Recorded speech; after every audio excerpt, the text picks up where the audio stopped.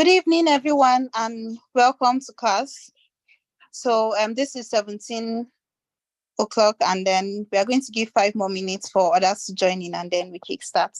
Please, party chairpersons, notify your members to join into class, and when you join in, don't forget to write your name and your party in the chat box. Thank you, and see you by 17:05.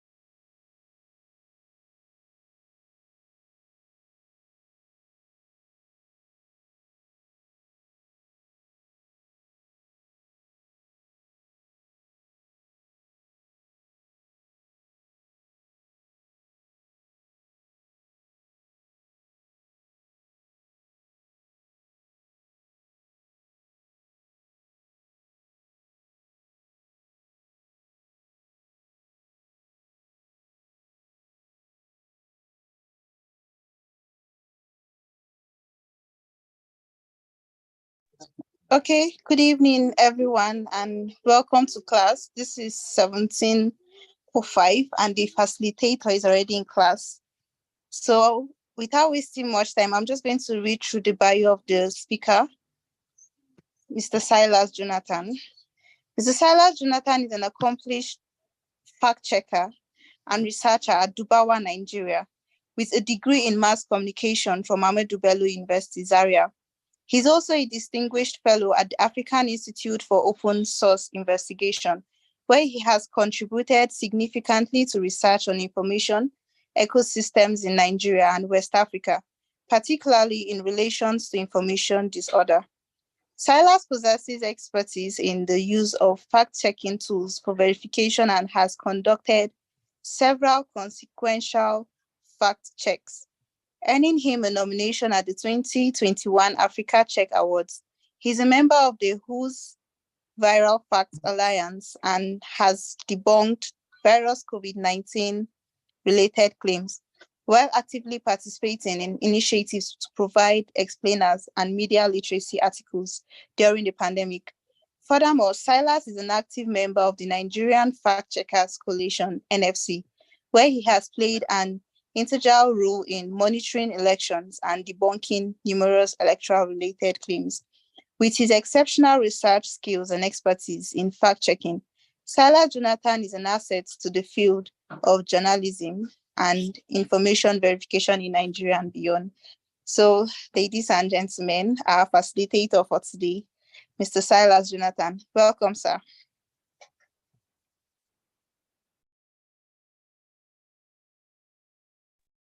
Oh, thank you very much, Chalia. At some point, I thought you were reading about someone, but great. Thank you for that wonderful read. It's again, I'm delighted to be here. Uh, uh, I would always say that conversations that has to do with information quality, especially as it relates to democracy, it's very, very important. So there is no, every time the conversation comes up is new. And that is why we're here. And I want you to know that this is a very important class. And I would make sure that we get something out of it. Thank you very much for the welcome. Let me put on my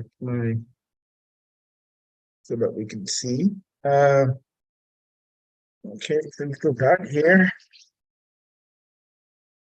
Okay, I'm going to be sharing my screen, and just so we can have an effective flow, Chalia is going to help me. If anybody if I'm asking a question or anybody wants to contribute, she is going to be checking it for me so that she would have me coordinate who speaks so we don't get rowdy. And also, um, um, of course, I'll share that the slide is here. We will look into it. So the next thing we'll see on the screen is the slide. So thank you.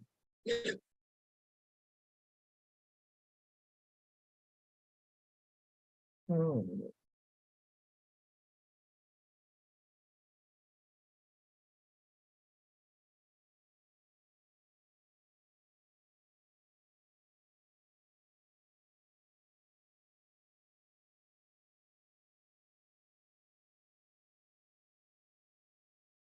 I don't know. Can we see? Can someone help me confirm if we can see the slides? Yes, sir, we can see it. Okay, great. Thank you very much, Chan. Okay, let's just jump right in. I'll take questions after the class, so we do not have to delay. But if I need contributions, I would holler, and then you folks would help me with it. So this topic, I don't. This topic is so crucial. I was in Liberia last month, and Liberia has elections anyway. Next week, actually next week. If someone asked me, said, why is it important for individuals, not just fact checkers, not just journalists, to be able to distinguish, what is true and what is not? In another sense, what is a misinformation, and what is not? And that really got me thinking, because I've been having conversation about this for a very long time. but it has always been with some experts or mostly people like you know, who have high level of literacy. And that really made me wanted to bring that into the conversation and also emphasize that there is this massive requirement and role that citizens have to have, especially in being able to spot and distinguish what is true or not, and that is why we all are here. So yeah, so in today's world, of course, you would quite agree with me that in today's digital world, um, there is a lot of information readily available. It's crucial to distinguish between the reliable and false information, like I have said. So this is what this presentation is about, in essence. Okay.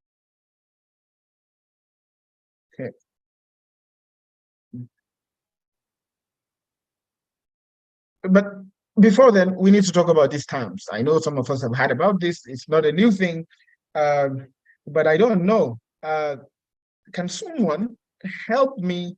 I want to know, can someone help me briefly distinguish between misinformation, disinformation, and malinformation? This is just me being ambitious. And not like I say you must know, but this is me being ambitious. Does anyone, can anyone give it a try? I'm just curious to know. Okay, please go ahead, Mr. Adeniran.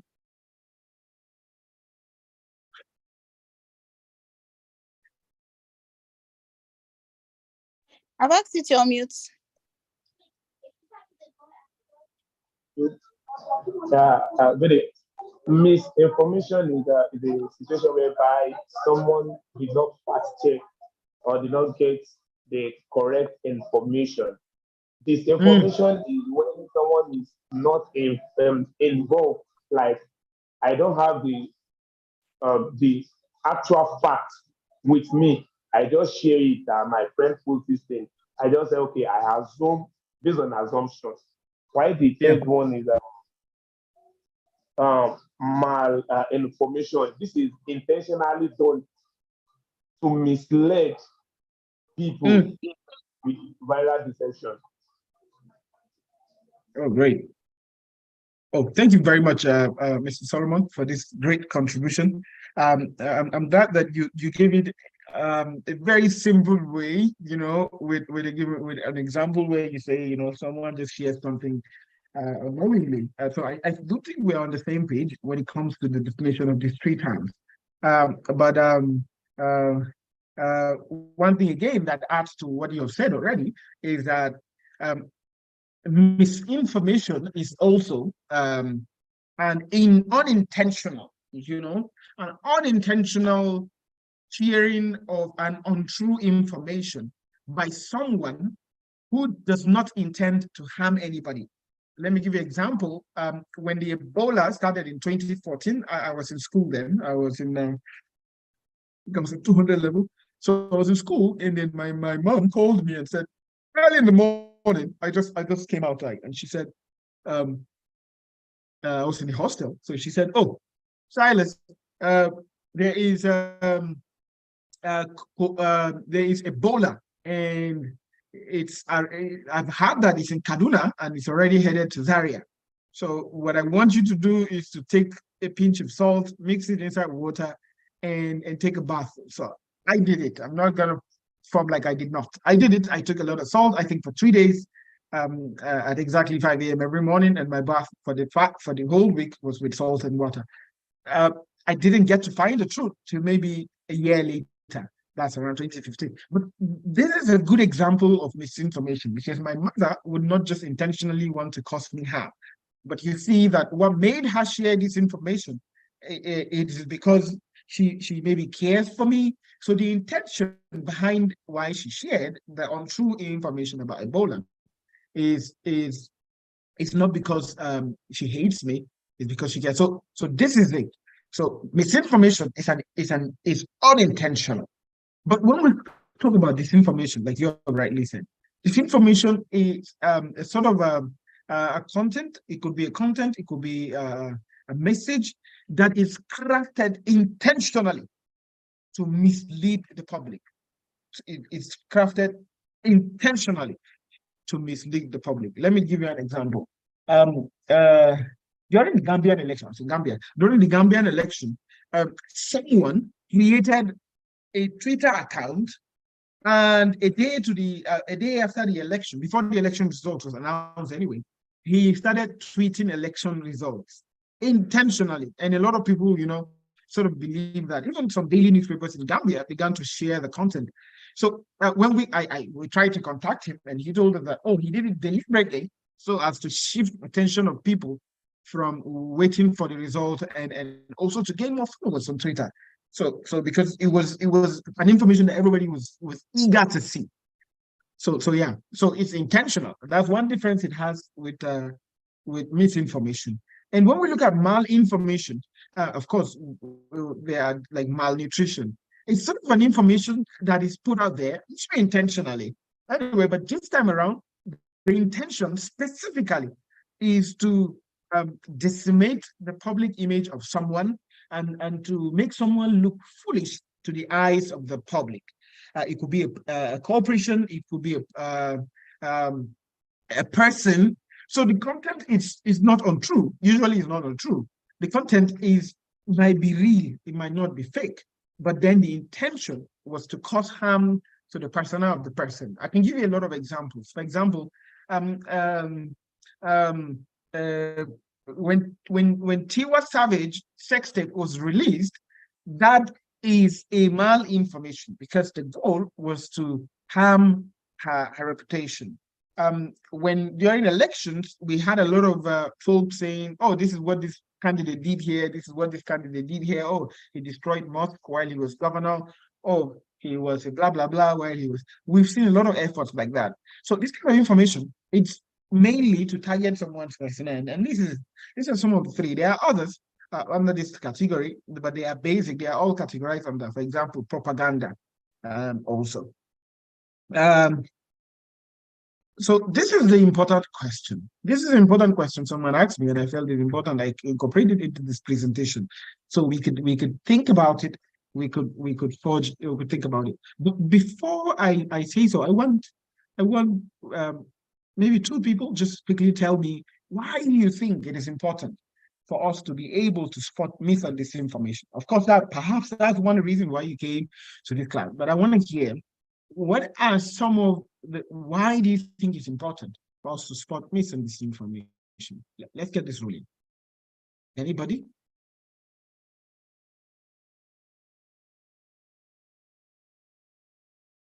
No one?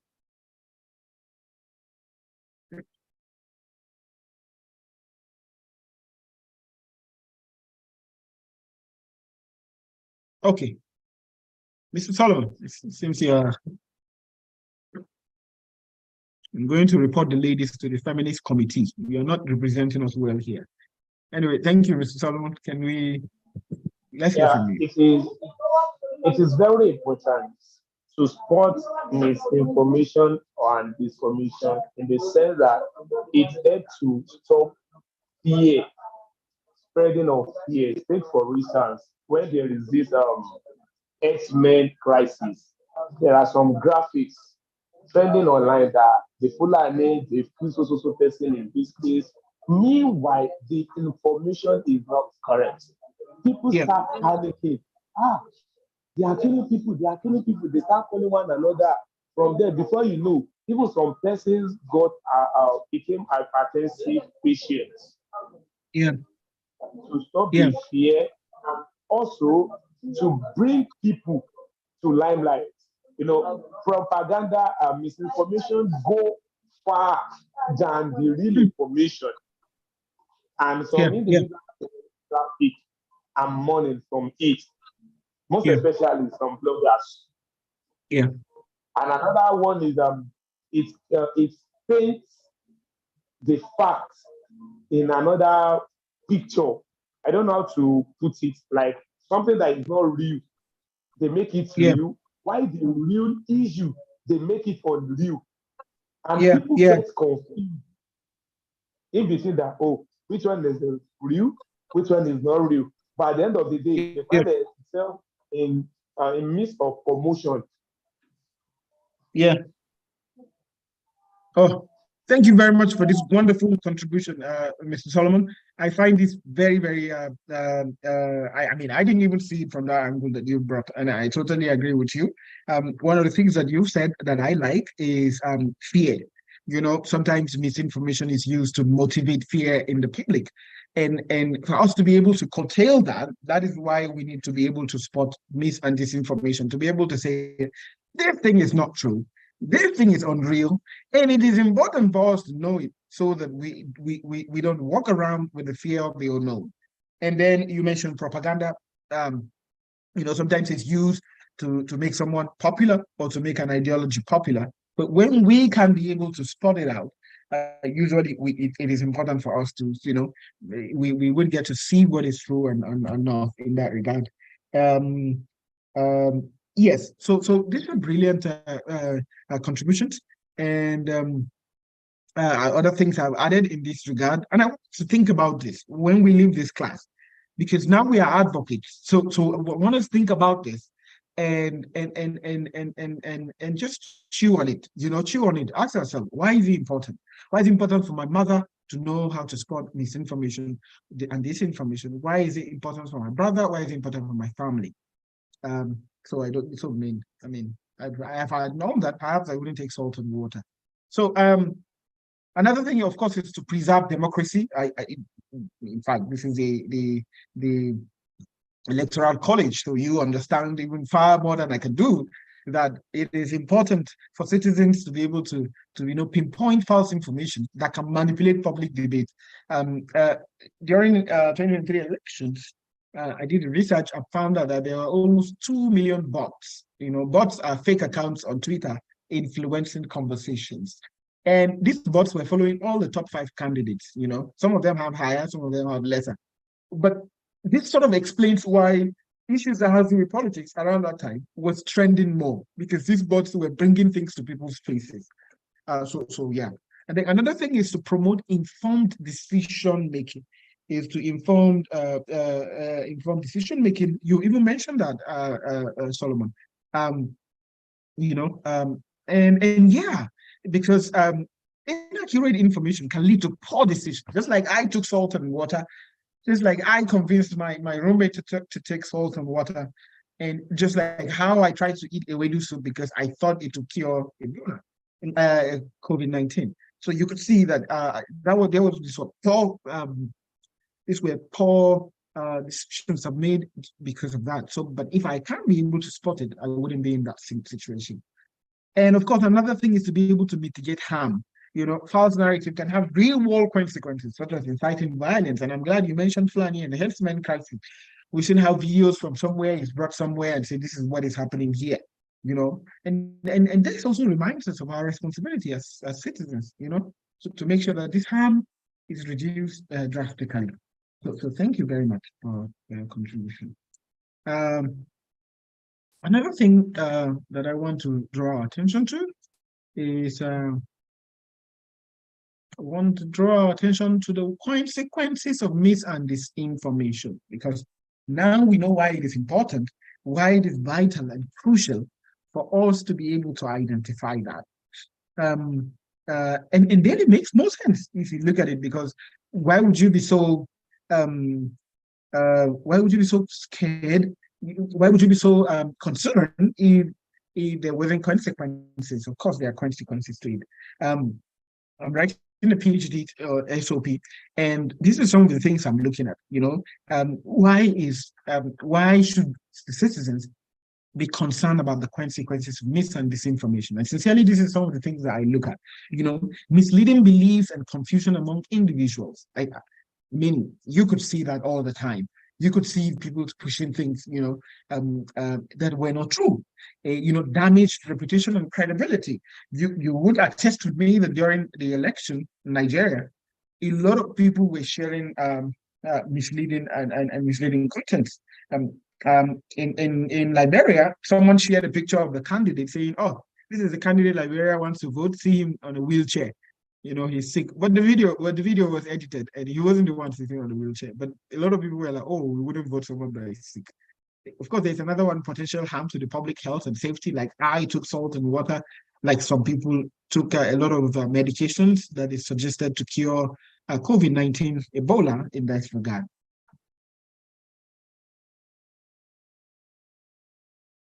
Okay.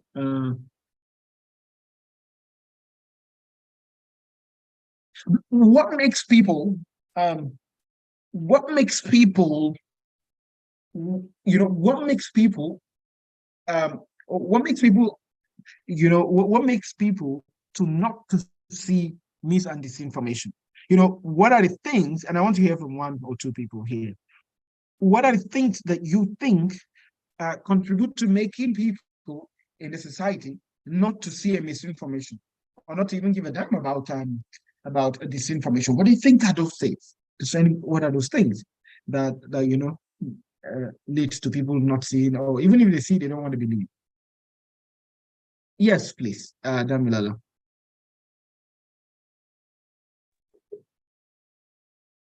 All right. I think one of the major things for me is personal biases.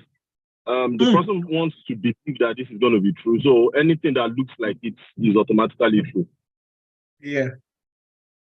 Yes. Oh, yes. I love this contribution. Oh, Solomon wants to add something. I love this contribution, Mr. Damilala. Yeah, it's a brilliant contribution. I see Mr. Solomon still up. Is it the old one? All right. Yeah, thank you. I think it aligns with what the person that just spoke also spoke now. But it's like this.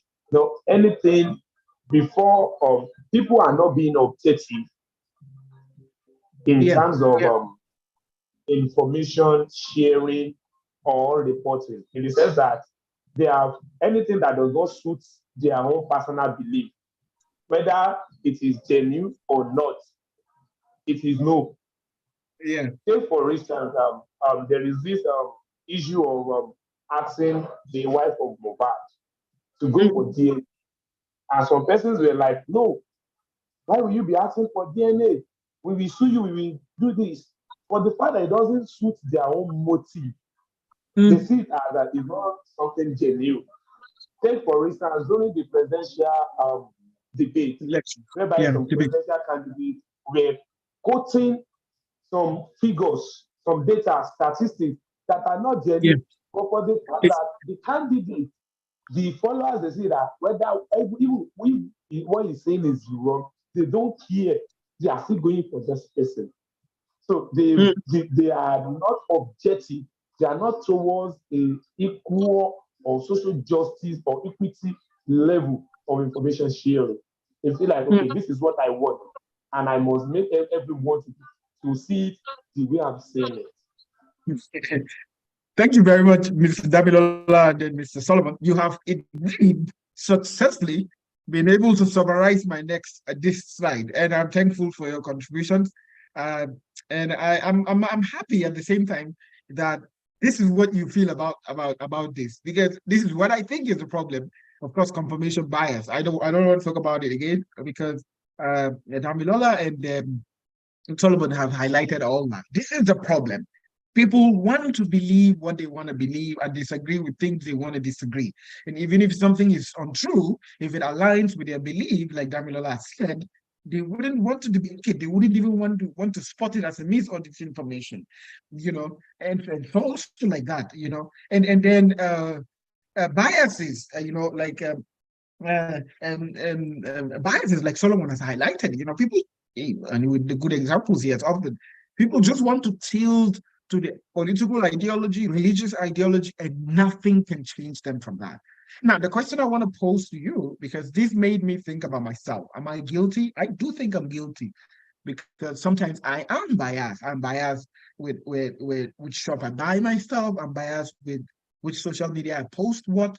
I'm biased with who I follow online and not follow. So bias is a human thing. But then we need to see it in the context of this, because this now opens us to objectivity, which Solomon has quite highlighted. Yeah. So let me ask us this question, and sincerely, I want us to talk. I want at least 4 people to talk, and let's be fast because I really want to hear and learn. Look at this painting, this picture. Look at this picture here on the board. What can you see? I just feel free to tell me, what can you see? Anyone, just tell us what you see. Yeah, please, go ahead, Mulgus. Good evening, sir. I can see a side profile of a woman with, I think, a bit of long lashes and a necklace, something like that, and a hat, probably. Okay. Yeah. How old would you place her, Mulgus? At what age category would you place this woman that you see there? Say 40s to early 50s. All right. So fairly a young woman. Would you consider her beautiful? Yes, I would. All right, that's a good contribution. Let me hear from Aino. Thank you very much, Marcus.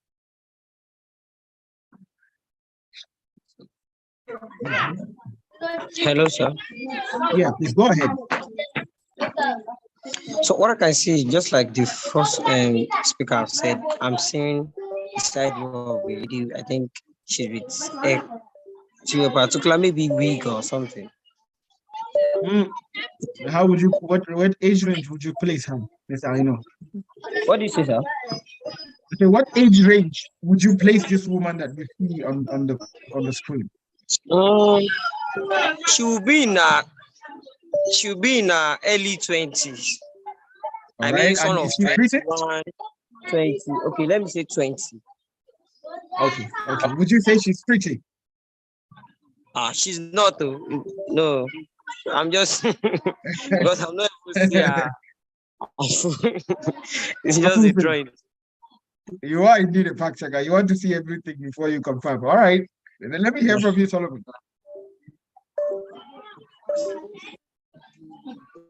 Yes, I'm seeing 2 things here. True. Interesting. Okay.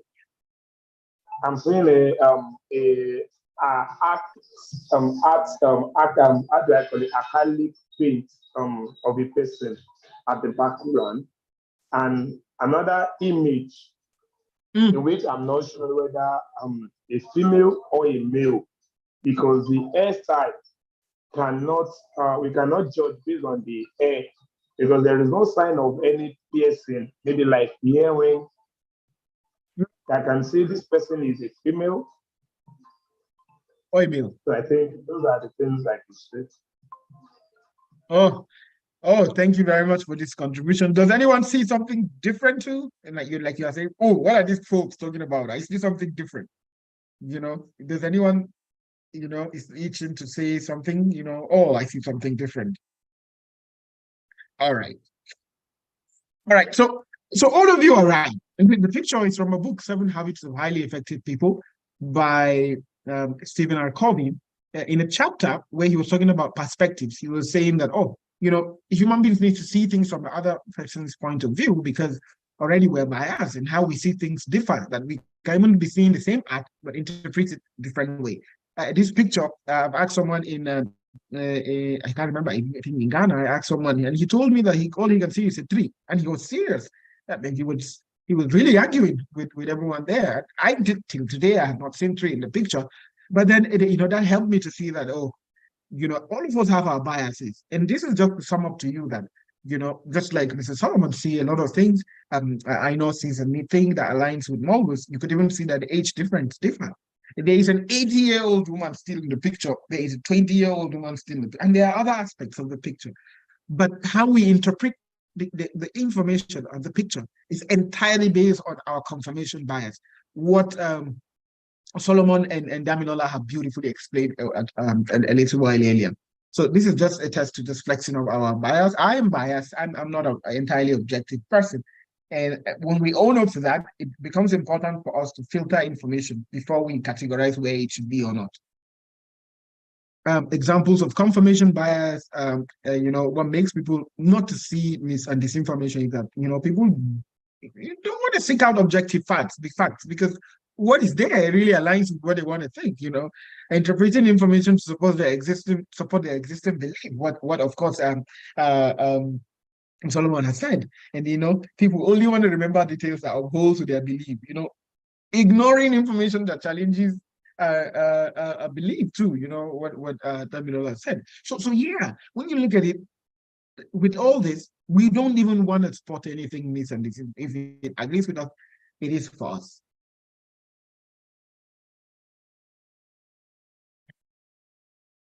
I want to ask one person, and then I'll speed up from here. Why is it important? Why is it important for us to verify the source of an information? Please feel free to talk. Why is it important for us to verify the source of an information, whether it's on Facebook, whether it's on Twitter? Why is it crucial? Please go ahead, Solomon.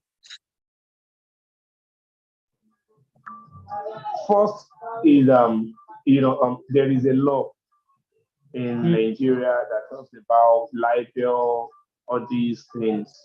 First is to be conversant of the law.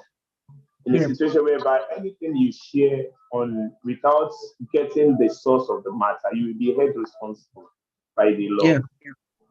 Another thing is abuse or trampling on fundamental human rights of another person, which has to also be of itself.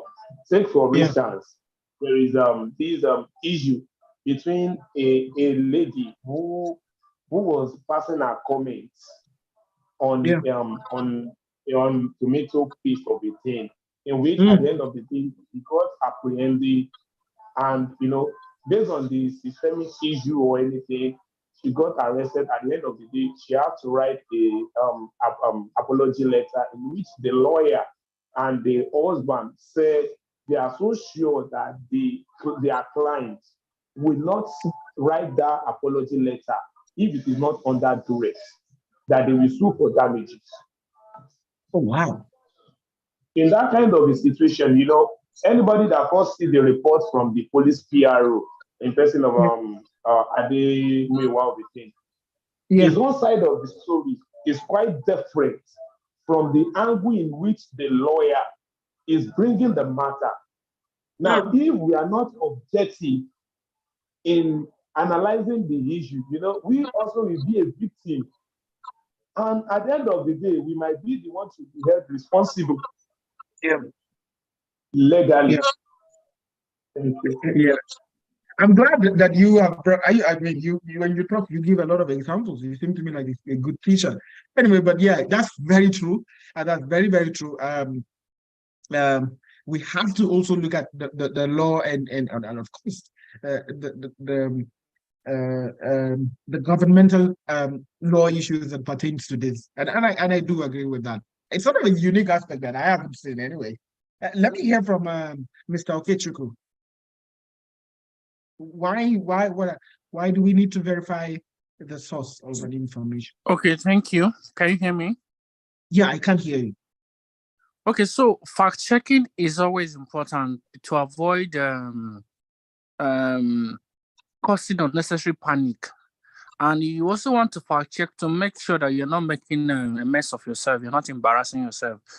Especially if you are in a position of influence, or if you have a following, or if you have some people who are looking up to you, or if you have some people who take any information you give out as the accurate source. So if you now put up an information which is not correct, and you come back to retract it and say something else, the way you were viewed before then and the way you be viewed after wouldn't be the same. So fact checking is always important. It will stop misinformation. It will stop necessary panic. Just like when you have what you had during the COVID-19 pandemic, where people were saying a lot of things. It had to come out that medical professionals had to come out and start giving a lot of evidences, a lot of clearing the air, because people were saying COVID-19 were coming from 5G, this and that, and many other things. And we're saying salt is the therapy, all the other things. We're saying vaccine is an agenda of the US government to do what and what not. But it's a simple medical condition which you can trace it to a virus. You can see the treatment guidelines. You can see the protection guideline. You can see everything. You can even see the prevalence from what is happening in other countries. So when you do such fact checking before you put out information, you kind of also protect yourself and put yourself in a place like, okay, if there's any other thing, or maybe sometimes some people might even want to have an agenda like trolls do. So if you don't fact check and you get caught up in that troll, may not be a good thing. So that's why it's important. Thank you very much for highlighting this thing so much. You know, and I think this explains to me generally why it is important. You know, and so I wouldn't want to buttress any more points there. I would rather just go and tell us how we can do that. You know, rather, yeah. So thank you very much for these contributions. Verify the source. You know, we've highlighted from both the law perspective, of course, and then the fact-checking perspective. But then, you know, why is it? What are the key steps to, you know, spotting mis and disinformation? One, we need to be able to check the credibility and reputation of the source. And this is where you ask the question, who and what? You know, so if there is a particular Twitter account posting something that is against one political candidate, you know, you might just, even if you support that candidate, you know, you might want to take a step backward and say, why is this person sending this? And this takes us to the second point. Look for signs of bias or hidden agendas, you know. So look at, why is this person even doing it? What is he going to get out of it, you know? And as that, yeah. So, of course, cross-reference the information with reliable sources, you know. If someone, I've seen Punch, Vanguard newspapers being hacked by, not hacked anyway, but another false version of it is created to mislead people, you know. And if you're on Facebook, recently you'll be seeing one advert of newscasters talking about one game that you can make money, but it's not them, you know. And this is it, you know. So that's why it's important for us to check and then verify the source. Of course, yeah. So another thing, let me give us an example why it is important to verify the source. In 2021, I think 3 years ago, 2 years ago, this claim was viral on Twitter and Facebook. You know, someone said that, someone said that it was going viral and people were believing it. The content is saying that, China has confiscated 7,200 human penises. That's a male genitalia in China, and it was imported from Nigeria. You know, that was chaotic. In another sense, even scary. You know, I've never seen a woman with 2 penises. I mean, there are cases, but I haven't. So it's quite worrisome to see that these human penises of 700 and 200 human penises, it's equivalent to almost 7,000 men that were killed. You know, a bit of worry for the women, I would say, but that's on a lighter note. So, but it got so viral that people began to, you know, it reached the Senate, the House of Reps, and the House of Reps even drafted a document to put a bill about this. It was so, you know, and when I was trying to find source, I realized that the content of the news emerged from a satire website. You know, satire websites are just intended to make people laugh, and nothing there is taken seriously. You know, we even call the House of Reps members, tell them, this bill you're building based on this, it's untrue, you know, you shouldn't waste your time. And they didn't believe me, you know. I mean, I if I were in their shoes, I wouldn't believe me either. You know, yes, you mentioned the hate speech bill. Thank you very much for that, Solomon. So yeah, this is another example of, you know, just verifying the source of the information helps us to understand that this is not something we should take seriously. But you could see that the House of Reps took it serious. Let's look at, you have to also examine, you know, to be able to do that, you also have to examine the content. You know, how would you be able to spot when something is a mis or disinformation? I tell people, always analyze the tone and language used. Always analyze the tone and language used. Sincerely, if you listen to someone very well, or you read something carefully, you may tend to feel the bias of this person or what this person is trying to do or pull up with. It's not that sometimes we don't want to focus on it, but it's there. You know, we have to be able to also look at for sensational or exaggerated claims like this one I shared earlier. 7,200 human penises sounds like an ambitious one for me. Of course, we have to be able to assess if there are logical fallacies or inconsistency to this data. And I've seen a lot of people cherry picking data just to create a whole new narrative with it. You know, there was a data from Zambia that said that, oh, of course, Zambia had an internet shutdown during their election. And, you know, there was a data that was saying, oh, that brought up prices. You know, but it was just a little portion of it that was picked to depict that, you know, out of the data. Of course, classify the content. Is it a video? Is it an image? Is it an audio? So that you will know how to be able to listen to it or watch it, or you know, or read it in other cases. Look closely for altercations, weird or unusual facial expressions. I mean, I don't know, but I'm seeing a lot on Facebook where folks are using AI to modify them. If you've done that, you shouldn't do it again, you know, to modify their faces. But what you're doing is that you are feeding the database of the AI to feed it with enough data to sort of become perfect as humans, to be able to create perfect human faces in the future, not just too long future. So you know, they give you free, you just go there and edit your picture with best good clothes and stuff. So yeah, so there's a lot. So even people nowadays, deep fakes, you know, you just see someone talking, but it's not the person. So yeah, we have to look at all this. You can see there was a screenshot when Ukraine attacked, when Russia attacks Ukraine, there was this screenshot saying, oh, breaking news, you know, that Buhari says if Russia doesn't calm down, he's going to intervene for Ukraine. You know, a lot of people, you know, but it's not true. It's just using software and that was there. But you know, if you could just Google and check, then you could just see that there was no news like that. In fact, if you look at the image, you wouldn't see what media house was putting this out. Of course, the third thing is evaluate supporting evidence. Determine if there are credible sources cited.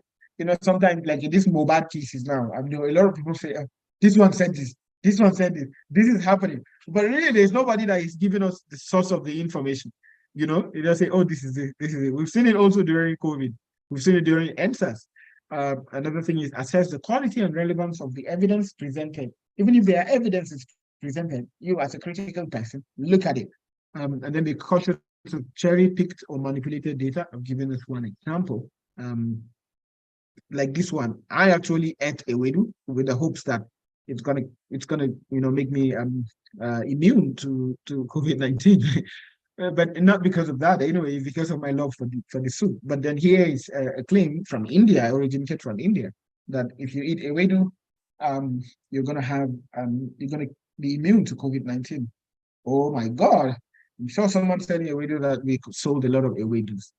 So consider the context, assess whether the information fits within the broader context. I'm trying to speed up so we can ask questions and have our input. Beware of any potential misinterpretation of out of context quotes. We've seen, I would say that Gaddafi and what's the name of the former president, Mugabe? I would say that Mugabe and Gaddafi, you know, are sort of victims to quotes, you know, that does not even originate from them. You know, also, so beware of any potential misinterpretation out of context quote. Yes, evaluate if the content aligns with the established facts. This also goes down to the 5 W's and H. Of course, if you're in the media, you should know that you have to consider the what, the where, the why, when, who, and how. Let me give us another example. This one came and said, oh, when Nnamdi Ezekwe was arrested, someone shared this picture here and said, oh, this was the woman that was used to you know, just like Samson and Delilah. This was the Delilah, and this is Nnamdi Kanu in the place of Samson. And it was a woman that was used to, you know, lure him in, and he got captured. And you know, but it's not true. Look at the real picture, and the narrative was from 2014. So, you know, it's important to look at the context and of course, the narrative as a large. Also, pay attention to this emotional language. Pay attention to the overly emotional, sensational language used to manipulate your emotions. A lot of people who love Mohbad are eating a lot of misinformation and disinformation, you know, because they care for him. I mean, I do care for him too. But, you know, sometimes we really need to look within the lines and then find out what is the intention out of this? And then we look at, perhaps, let me give an example. So if we see Mohbad's dad crying and crying, we have to, ask, why is he doing this? Is there any ulterior motive that we are not aware of? Does he have any hidden agendas? Stuff like that. And exaggerations in hyperbole, look out for exaggerated claims or statements that seem too good or bad to be true. And I'm seeing a lot of that these days, like US and Atiku and Tinubu, a lot of that. We should watch out.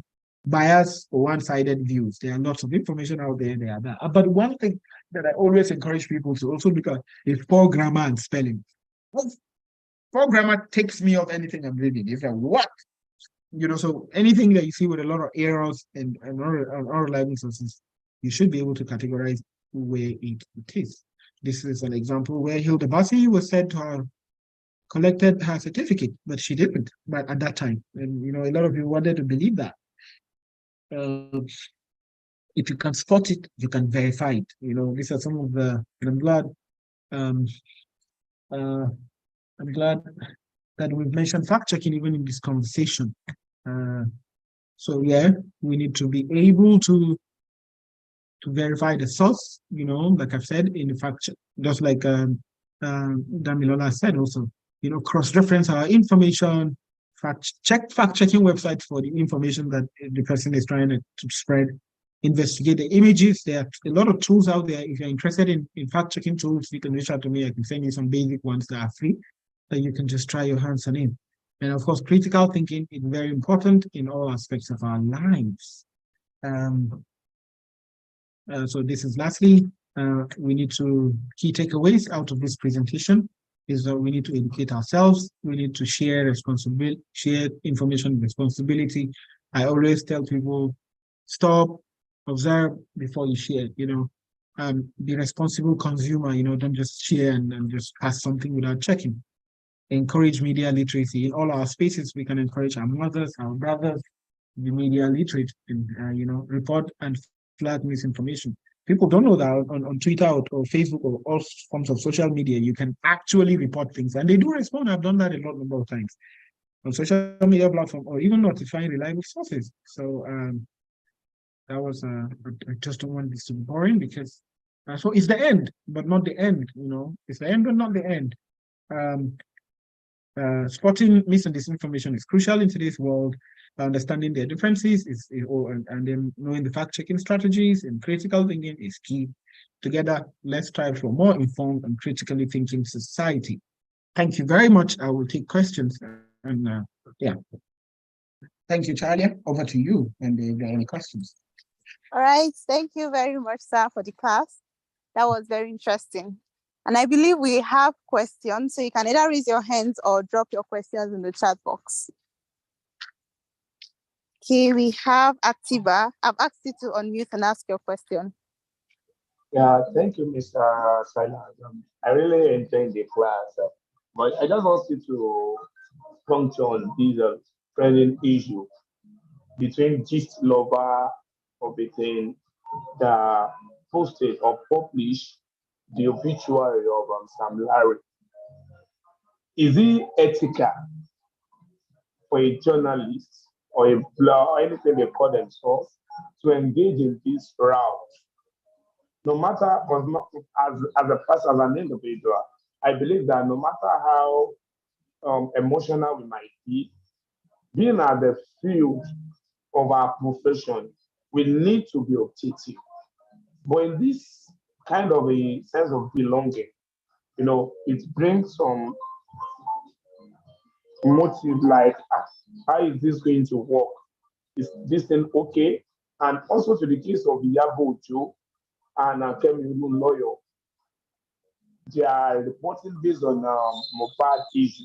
What can you see as a journalist and a fact checker? Thank you.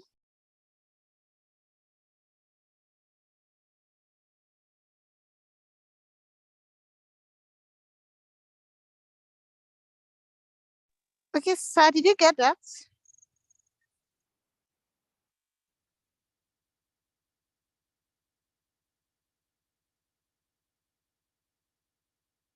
Hello, sir, I have been struggling to hear you, okay, Mr. Solomon, but I could pick that you said a lot about objectivity and why it is important for journalists, even in practice, to do away with any bias that has to do with emotions.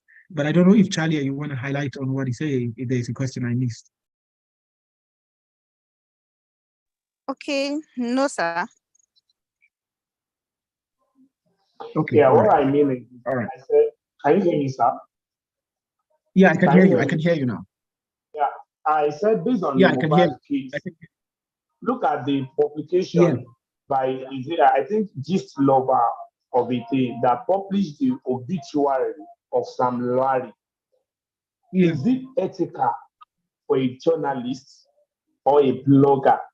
That's one.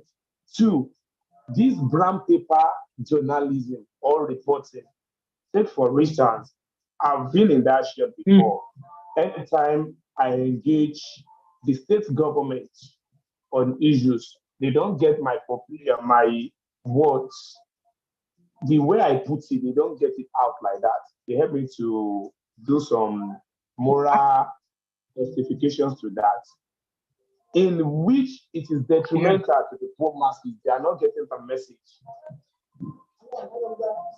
Another one is a court case whereby a journalist was invited to come to a court sitting to give the record of the sitting, in which what the justice pronounced was different from what he published on their sites. Oh, wow. Why I'm laying this instance is because I find myself in that shoe and I engage the process. I'm familiar with these things. But for other persons not to be a victim as I do, it's not everybody that will be radical that will confront the person at the back end before he later apologize. That is because this person is a very wealthy person in the society, that is why he has to do that. And I say it is at the detriment of the fundamental human rights of the person against the wealthy man. I don't know how we can strike the balance in this, because to just be sincere, I don't take majority of these media houses, big giants one, for instance, a very important when they release stories or news, because they have a political affiliations and they are biased in some one way or the other. And someone was telling me that it is due to the issue of financing. And I don't know if there is a way we can run around this. Oh, you've talked about so many things that I have taken note of. One, of course, is media ethics and balancing lack of objectivity. What is the role of the media even in this conversation?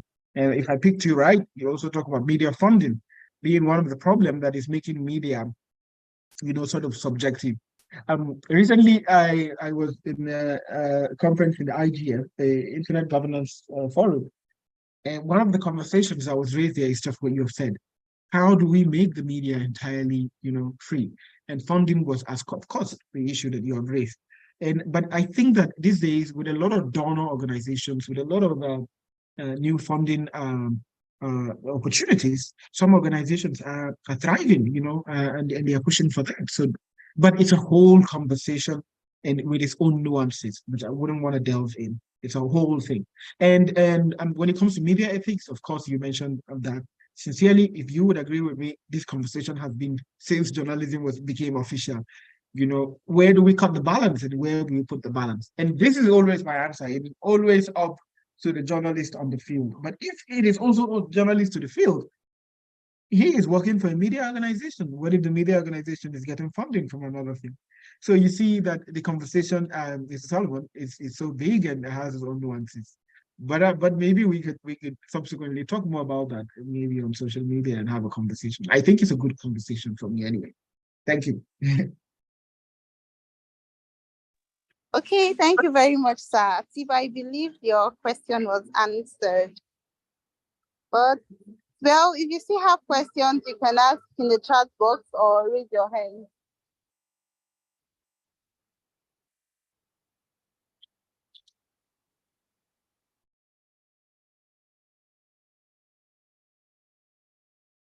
I haven't had the voice of a lady, aside you, Charlie.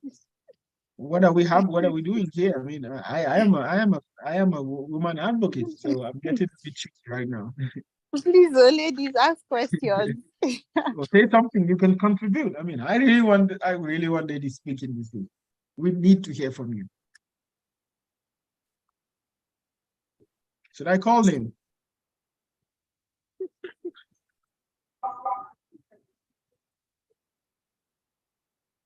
Blessing, you wanna jump on the conversation? Rita, additional, you wanna? If a lady can speak, I promise you I will vote for a woman. I have been voting for, but I will, subsequently. I am that biased. So I think one very important thing I picked from Mr. Silas past, I think when he taught me one during my cohort, was to get news from a verified source. And that has really helped me and, well, my colleagues and my environs in getting information, because then we just see information from an influencer and we feel, well, that's the right information. But then going back, you see that that was the very wrong information passed. And so one very important thing is to get information from a verified source. And I've learned and picked that till this very time. Thank you very much. Okay, Atiba has a question. Oh, I see Rita, finally. Yeah, thank you. She just remind me of the stuff that I need to put in so that we also learn from it.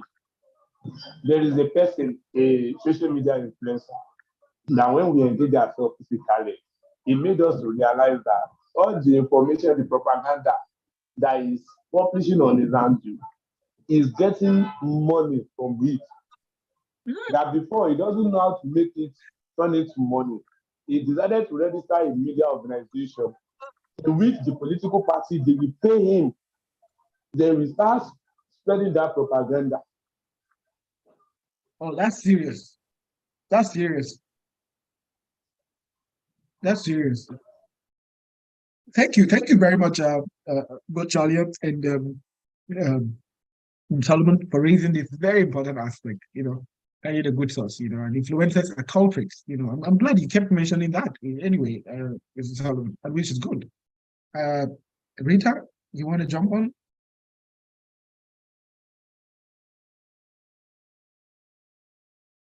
I'm going to leave you now. So, Hi, good afternoon. Good afternoon, everyone. Can you hear me, please? Oh, yeah, I can hear you. Okay, thank you very much for this session. It's very enlightening. I would just want to make a few contributions. The first will be about regulation of social media.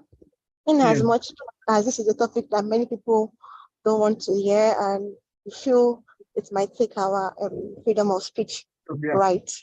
I think that might be one way we can use to curb unverified and fake news, and basically, as the last speaker spoke, propaganda news that is used to basically raise money for for people that want to make money. Secondly, I think in recent times we've been noticing personal civil suits, in the sense that since the regulation is not forthcoming, people who feel they've been slighted or they feel they've been slandered about always take legal action against the page when applicable. But most people don't like to go all that way around because it's stressful using the judiciary in Nigeria. But those are the two options I think are actually open to try to curb the spread of propaganda and unverified news. That's just my 2 cents. Thank you. Oh, wow. Thank you very much, Rita. I would have sworn you read the bill. I would have sworn you read it. You speak from a very informed angle, and you could see. I mean, I wonder why you kept quiet. Yeah. There's one last person. Mulbus, and then I'll leave you. Hey, good evening, sir. Thank you so much for your presentation. Mine is more like a comment. Sometimes I find it difficult to believe news sources coming from even what we'll call probably trusted sources, for instance, the government. Because because sometimes you go on and probably read biographies or autobiographies of people that have interfaced with the government on very personal levels, and you begin to see that there are some that information that maybe government has passed before is really not accurate with some of the things you get to hear later on. So I kind of have a distrust even for information that comes from sources, e.g. the government, that we deem or would deem that are trusted sources sometimes. Well, congrats, Molus. You are now officially a fact checker, because it is the doubt that makes one fact checker. And you are right. You know, I've seen media aids to Tinubu, you know, doling out fake information. There was one recently by the fair media aid, I can't remember his name, who said that that Tinubu is the first African president to ring a certain bell in the US, I think. And that was not true. You know, that was not true. And so, yeah, I think that having that skepticism, it's very crucial. And I think that that's one thing I look out for in anybody that has some level of criticality to their assumptions in life. So thank you for that. We want to hear anyone? Solomon, lastly? Yeah, thank you. I think she talked about the law, on the side of the law. I think on the, in Nigeria, it's just that now that we are having a little freedom for the media. Take for instance, during NSA's memorial, you see, the media, the journalists have to start getting themselves to the truth. These helmets. Even the media themselves, they are not independent. Indirectly, to just be realistic, they are not independent, because there are some policies, there are some laws that are holding them to ransom. Take for instance, if you are state correspondents, there is no how you can report a news that is against the government. Yeah, there is no how. Because I'll find myself in that shoe. Something happened in at Oyo State, and the issue was a tug of war between the state government and the citizenry. So when they get us covered, we expect that they should publicize. They should publish the news. Unfortunately, after a week, we could not see any traces of the publication. And these big and giant media, they set their cameras on us for close to an hour. Wow. And we could not see any traces. But later they start saying, I said, we are familiar that the media, they do buy news. This actually is because I have some persons inside that they've become pally to me. And they say, Solomon, don't deceive you. This is what happens when you don't see your publication out. They bought the news. And this kind of a thing, or is it in a situation whereby the governor get the NUJ, get him a Prado, How do you want that kind of a person to give room for opposition, to even make the democracy to be effective or strengthened? Or some media organization, media radio stations, giant in the Ibadan here, some of them are paid, they are part of the executive of the state. How do you expect them to keep against these individuals? I remember during APC regime ago, there are some media stations that they fought back and forth. They confront them. They hold him responsible. Now, reverse is the case. We fought the state government on a land issue that they collect 52 acres of land. They sold land to all these developer. And the occupant of the land said this their land is genuine.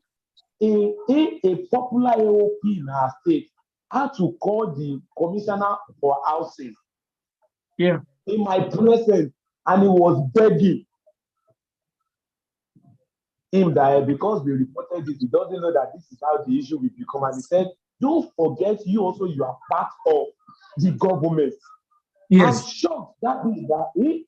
So you are part of the government, and you come to the here and start painting the government as if they've done what other governments have not done in their history. Yeah. These are also part of the issues. And the body that ought to sanction these individuals, they also are in bed with the same system. How do we expect them to speak what the masses will hear? Yeah. How? I think we need to take it upon ourselves as individuals to represent what we preach. Yeah. Instead of us Yes. wait for this AOP or any of them to start brainwashing us. There are a number of times I sent journalists away from coming to able to interview. Because when you get me interviewed, it is not certain that my message will be passed across to the masses. I've been in a radio station that the radio station had to sack a staff because of NSAS matter that happened in Ibadan. Wow. But they are prompt to call for my opinion on Lekki massacre. But the happenings in their own jurisdiction, they would not talk about it. Wow. So is this kind of individuals in that, okay, yes, they are credible, all what they say are facts. And thousands of people keep listening to them, but they don't know what they do at the back door. These are issues that nobody is ready to address. It is a matter of we taking responsibility. We've gotten the education, all we need. Now, it is left to us to now propagate the message so that people will start seeing this thing as issues and start listening, bringing conversation around it so that there can be some reforms towards this abnormality. Thank you. Thank you very much, Mr. Solomon, for this contribution. At some point, I was getting emotional because I could feel the intensity of where you are speaking from. I could empathize. I know there are a lot you would have wanted to say from even experience, but I know this is for the platform that we are. But I'm glad that you brought this up. And one thing that you've said that really caught my attention is that enough of the hypocrisy. We need to be doers, not just sayers. And I think I'll leave us with that, just like Mr. Solomon has said. When we leave this place, we should be responsible with whatever information comes to us or whatever information we're sharing, and question ourselves if really we are objective or not. And I will leave you here. Thank you very much, folks. Okay, thank you very much, sir, for the class. I mean, we learned a lot today.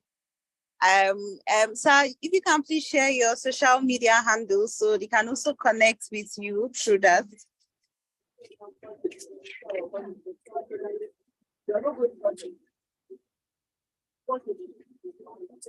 Okay. Okay, his social media handle will be shared, and then you can also connect with Mr. Silas. Yeah, and also ask any other question you have. So thank you very much, sir, for the class. It's always a great privilege having you. And thank you everyone for showing up in class today. So I'm going to hand over back to the DED. Lisa, good evening, ma. Okay, hi, Chalia. Good evening, Mr. Silas. Thank you for such an insightful class. It's always a pleasure having you. And thank you, Chalia, for an awesome moderator. Okay, well done, everyone. There will be no class tomorrow. Tomorrow is 1st of October. So in celebration of the Independence Day, there will be no class. We'll be having a special program on the Twitter space by 8 p.m. So do endeavor to join in. Yeah, so I think that'll be all. Good evening, everyone.